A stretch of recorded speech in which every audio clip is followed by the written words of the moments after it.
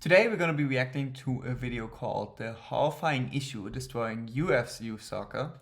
I've been sent this video from a parent to get some thoughts on it, and I thought, why not record a reaction to it and kind of see what we can learn from this.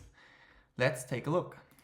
I just spent 4 years coaching youth club soccer here in the United States. And what I learned during my tenure as a coach is also what led me to quit. The US youth system is broken, and it's not just expensive, it's poorly structured, backwards in its priorities, and benefits all of the wrong people. Today, we're going to break down exactly why US youth soccer is terrible, how it compares to the rest of the world, and what needs to change to grow the beautiful game here in the United States. Subscribe to Nitro Football, and let's hop into it. It's quite interesting to see. He clearly comes from an outside perspective. To give some context, I moved to the United States in 2019 from Germany, where I saw the European soccer culture growing up. And I've seen now here the United States soccer culture for quite a while. But the interesting theme on this is obviously he's leading this up as like it's broken and damaged and getting destroyed. But youth soccer in the United States is just evolving and growing quite a bit right now. In the last 10 years, participation has about doubled. And I think a lot of things are actually just being built in the US, which just have been systems in Europe for many decades before. So we'll see what comes next. And of course, start with the elephant in the room. Playing youth soccer in America is ridiculously expensive. It's a fact that everybody knows, but not everybody knows why it's really expensive. These clubs will charge between $2,000 to $5,000 per player per year. A lot of times it can get more expensive than that, and it's not even including extra expenses like buying your kit to wear to trainings and games. That's a mandatory extra expense. It's not going to pay for travel or even hotels for away days or showcases or tournaments that you're going to have to stay in. It's not going to pay for the extra private training for touches that you might need on off days. No. And so all of this adds up to thousands and thousands every single year. That is definitely the biggest gateway in the United States soccer, and the biggest problem that just the cost to participate is so high that so many people don't participate. But I'm curious to see if what the reasons are. Just for one player. Whereas in Europe, the clubs invest in the players, not the other way around. In the USA, players that come from more poor backgrounds are not even given a fair chance. You could lose the next Lionel Messi at 9 years old because he couldn't afford a tournament in North Carolina. So his family said, it's not sustainable. We can't keep paying for this every single year. True. Even for non-profit clubs, one that I coached for several years, you still need to charge about $1,500 per season just to cover expenses. You're going to have to pay for coaches, field rentals. You have to pay for referees, league registrations, tournament registrations. I think that is the biggest difference. One, you do not have a volunteer culture here that you have hugely in Europe. So people in Europe do not get paid for being a soccer coach, and that obviously is a huge part of costs for soccer. And two, in Germany at least, all of the field space is government subsidized or completely sponsored by the government. And how clubs are built is that if you have a field as your club in Germany, you are one, not allowed to charge any significant amounts, but two, if you're charging some money and people cannot afford it, the taxpayer comes in and pays the rest. So I remember club fees in Germany were about $100 a year, and for the families that couldn't afford the $100 a year, the government would subsidize them to be able to pay this. But with that too, coaches are not being paid, and all of the club expenses, including the real estate cost, are free in Germany or / taxpayer funded, which of course does not take place over here at all. And the real estate cost here is so high. So being able to use a full-size soccer field and make that economically work, you have to charge ridiculous amounts just to break even on your real estate costs. Fees, all of the above aren't free, and nobody else is going to pay for this free soccer. So how does it actually happen in Europe, but not in the USA? European clubs are far more incentivized to invest in their youth systems than here in the USA. Take Birmingham City. But that's a big simplification. I mean, that is just applying to the 1-2 top teams per age. Like if I think about the top German teams, those teams, they have 1 to 2 teams where they're really investing in the players, where they know it's the very best players. But 95% of the players that are playing more recreational or less competitive, these clubs are not making money off the players. It's just because it's a socialist system in which taxpayers pay for youth sports. And in America, taxpayers do not pay for youth sports. That is the biggest difference. The 1% top players in Europe, yeah, they are more subsidized. And that subsidy also starts, by the way, here in Colorado with the Rapids, for example, having the free academy starting at U14. In Germany, that starts at U9. So you have this 5-year gap of difference. But that doesn't apply to 99% of the players. And I think that's just wrong. For example, if they were to get promoted into the Premier League, the TV rights, the deals, the revenue that they get for just playing in the Premier League is going to change that club significantly. They're going to be able to bring in better players, and they're going to have the money to do so as well. If they were to get relegated, lots of players would leave. They'd go to other clubs playing at higher levels, and they wouldn't have nearly as much revenue to bring in other players. In both of those scenarios, having homegrown players is important. Take Jude Bellingham, for example. This is a player that they did not need to buy for several $1 million from another club. Instead, they invested in him for 9 years at the youth level, brought him up to the top team at 16 years old, and then at 17 years old, he was playing good minutes for their top team. They didn't have to buy a center mid from elsewhere. Then at 18 years old, they sold him for 30 million euros to Borussia Dortmund. That 30 million euros is going to pay for that academy for years on end. And this is very true. It is a really big difference, and how contracts are built is different to the United States. But again, this is not talking about generally United States soccer system. That is a very, very, very, very small percentage of the very few best players. But those 0.01% of players that are going pro, for them, I don't think the pathway problem is that big too. I think the overall youth participation problem is much bigger, and that obviously is with the gateway cost of just having a free market economy system versus a socialized economy.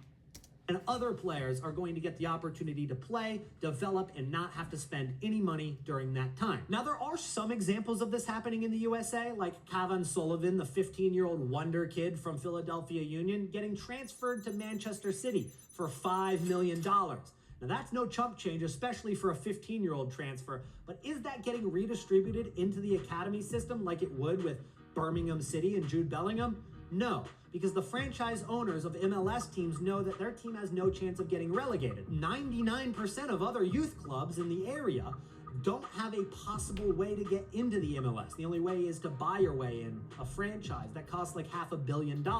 It's not possible. So these clubs who have developed players from 5 years old up to 17 years old, they get their players poached by MLS teams, and then they sell them on to other teams or use them in their first team, when in reality, it was the other local youth team that had developed them, and they got nothing for it. But this also kind of, I think, overestimates the big impact that the specific club has on the development compared to just the player talent. I think that it is kind of claiming, and this is a lot of youth clubs that are claiming this is like kind of they make the player. It's like this player is only good because of us. I think overall coaches and clubs tend to overestimate the impact that they have on the player development versus the player talent's impact and the family's decision making and commitment to the sport. If I think about all of the most talented kids in Colorado here that we are exposed to, they are not playing with one organization. They are playing with 5, 6 different organizations, and they're playing all week long, year round. And so I think for any of these organizations to just claim that they were the ones who made the player would be a vast exaggeration of their impact on them. They had no transfer fee. They got paid nothing for it. Absolutely no incentive for these clubs to let those players go elsewhere. In fact, they're more incentivized to try to keep them around. Even if they're ready to become a professional, they might as well try to keep them around for another year or two, get a few $1,000s out of them, and they'll continue to win more games. It looks better for the club. But is it actually better for the player, who it's supposed to be all about? Understanding that in Europe, clubs rise and fall based on performance, whereas in the USA, youth clubs rise and fall based on how many parents they can convince to enroll their kid in their club, you get why the cost is what it is. But that is only a symptom. The experience itself is terrible. This is the point in the video where you're gonna see a shift in my demeanor. As somebody who has experienced this for the last 4 years, it gets my blood boiling, and it might take you by surprise, but let's talk about tournaments and showcases. The stigma that these are the most important weekends of your season, that these are what determine the rankings and how good of a player or team you have is blasphemous. It is so backwards. What are 13-year-olds traveling 300 miles to play 3 to 4 games in the span of 36 hours, sometimes in like 95-degree heat, going to determine for you? It is not a good way to develop players. Yes. This is stupid. It is players that are not going to give 100% in the first game or the second game because they know, well, I got another game at 4 p.m. and I know that team's going to be pretty good, so I can't give 100% now. But then by the time they get to the third game, they're so exhausted, cramping, a lot of times hurt by the time they get to the third or fourth game. And it really doesn't come down to what is the better team at that point. It comes down to which team has the deeper bench of players that still have gas left in the tank. It's not about... That is one of the biggest gripes I have of United States soccer, is the amount of travel that takes place on a low skill level or a generally young age without any purpose. I mean, it's just really to say we are participating in these events, and the actual value of development that takes place is so much lower than you could do locally with way less commute and just playing, not just against more local teams more often, but also just playing a lot more small-sided than organizations play, especially with young players. The value of futsal, the value of 3v3 compared to playing 9v9 and 11v11 is just tremendous. And you get so much more action on the ball, you get so many more moments of decision-making. But for some reason, the system is really built to play with a 20-kid roster and fly across the country to play 60 minutes of soccer. Who's the better team. But the parents already spent thousands of dollars to play for this team, and now they have to spend money on travel. And you know what that club that's hosting the tournament's going to do?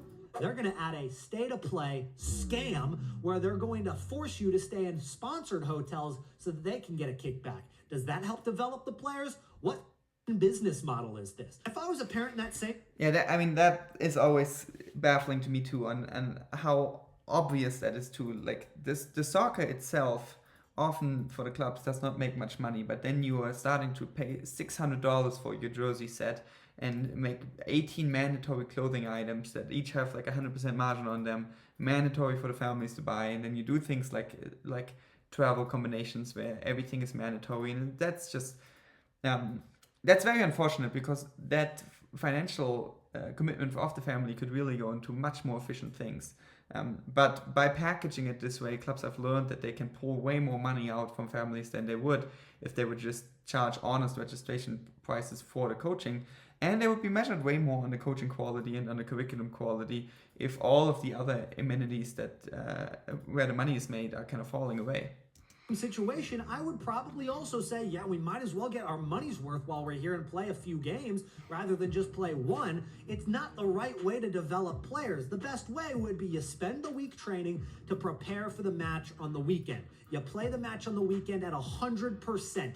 You give 100% because that's how you're going to play at the professional level. And a lot of times at these tournaments, they limit substitutions. You can't come back in the same half, or you have only moments to sub, or you can't come back in that same game. It only makes more injuries happen for these kids. They're trying to copy the Premier League system where they only play once a week. It makes sense. Yeah, you can only sub a few times in a game. If you're only going to play one game a week, it's not going to lead to so many injuries. And in fact, when the Premier League players have to play 2 games in a week too many times, they also complain about having to play too many matches. It's difficult, of course, because first of all, it's too many games. So what do you think the 13-year-old who just played 280 minutes in a weekend should be saying? Yeah, they're getting exploited. They're not developing, they're exploiting them. But parents, you're not off the hook for everything. I think it's the idea that since they're paying for their kid to be there, they have a say in how the game should go, who should play more minutes, how the training session should go, when and where training should be. It is a lot. And a lot of times these parents who are already putting pressure on coaches then start putting pressure on players during matches. And that's the problem with that too. If the intent is not to just have your kid participate in something and really like soccer as a sport, and you are there to support them, But if you're looking at youth soccer as you are the customer and you're paying for a service which people pay a lot of money for, and this is why they develop this expectation, just like anywhere else. Like if you go to a fancy hotel and you would pay a lot of money for that hotel, your expectations continue to rise. And with that, also the demands continue to rise. And that's again another clear difference to Europe, where it is a privilege to be on the team. It doesn't cost any money, but the club can just decide not to have you on the team. With that, you have a significantly higher power on the organizational level to decide what's right and what's wrong for families. While if you're looking at it from a business perspective, and you have customers that you need to retain, of course you have to act in a way to keep the customers happy, because if you don't have customers, you don't have a business. And so the club's power in relationship to families in the United States is significantly lower, because that demand comes from paying such a significant amount of money. Parents who are screaming at referees. They'll be even screaming at the other team's coach. They'll be screaming at the other team's kids. Are you a psychopath? The energy changes because of how the parents act on the sideline. And in my experience, 90% of parents are awesome, but all it takes is a couple of them to absolutely change what's happening on the pitch. These kids who are young and susceptible to the energy that is being screamed at them from the sidelines end up not even focusing on what we practice or how the game should be going. Instead, now they're going into challenges all rough and trying to hurt the other team, because they're all riled up now because the parents couldn't control their emotions on the sideline. More reasons why US youth soccer is terrible actually comes down to the clubs themselves, where they'll move from 7v7 to 9v9 really quickly, to 9v9 to 11v11 really quickly. Yeah. I think that it's going to be a lot better for these players to develop getting touches on the ball rather than using their physical attributes like pace and strength. It's a lot better for them to be playing in these small-sided scenarios a little bit longer rather than going to 11v11 really quickly. Amen. But the problem is that making that economically work for the clubs is really difficult. It's a lot more work for a lot less people. You have to have significantly lower kid-to-coach ratios. You are just making everything that you do significantly more difficult. If you would have to take care of groups of 4 and manage these families individually, it's so much more work than just one big group of 15, 16. Same with your staffing. And that really is the main reason that organizations are doing it this way and doing it differently. We are doing it differently, but it's really difficult to execute. And so that is a huge problem and just takes so much away from the actual development. Why do they do this? Well, if you've got, let's say, 36 kids in a club, it's going to be a lot easier for you to make 2 teams of 18 players. That way you pay less coaches than 3 teams, and you have less tournament fees that you have to pay for, rather than having 3 9v9 teams of 12 players each. If you have 3 9v9 teams of 12 players each, then you have another tournament fee, another league fee, another coach you have to pay. So why not bump them to 11v11 and say that's better for... And that is so much in the people's mind. That argument, for some reason, American parents buys in so much of just bigger is better. And the bigger the field we are, the bigger the team, the bigger the league name, the better it is for my child. And I don't really understand why, because this obviously is the logical argument, and all of the facts are speaking against doing that. It's just ridiculous. But it still continues to happen, and it somehow continues to have success as well. Kids. It's really not. They should be staying at small-sided and even prioritizing like futsal in the winters a lot more than they actually do, because this is what's going to actually technically develop them rather than throwing them into 11v11 as soon as possible. Here's the one truth about US youth soccer. It's not about development. It's about money. It's pay to play. It's ego over education. It's marketing over meaning. It doesn't need to be this way. We see how it is in Europe. And I would love to see my country win a World Cup before I die. But if this is the system that continues to be the status quo, I don't see it ever happening. Hopefully. The one thing that would need to change to significantly change the system like this is you would need a really large amount of people that are qualified to want to coach for free. And you would need the government to step in on making real estate for youth sports socialized / free, kind of like it works with high schools, just all across the board. And those two things are never going to happen in America. America has many beautiful things about it, but one thing that's never going to go away is that things in America have to make money to continue. And that is why this part of the system will not change. But I am a bit more optimistic, and I say, even despite all of these struggles that are going to continue to exist, I think in the United States there's a lot of progress in youth soccer, and I am hopeful and confident that the United States will win a World Cup in the next 20 years as well. Thanks for watching this video, and have a great rest of your day.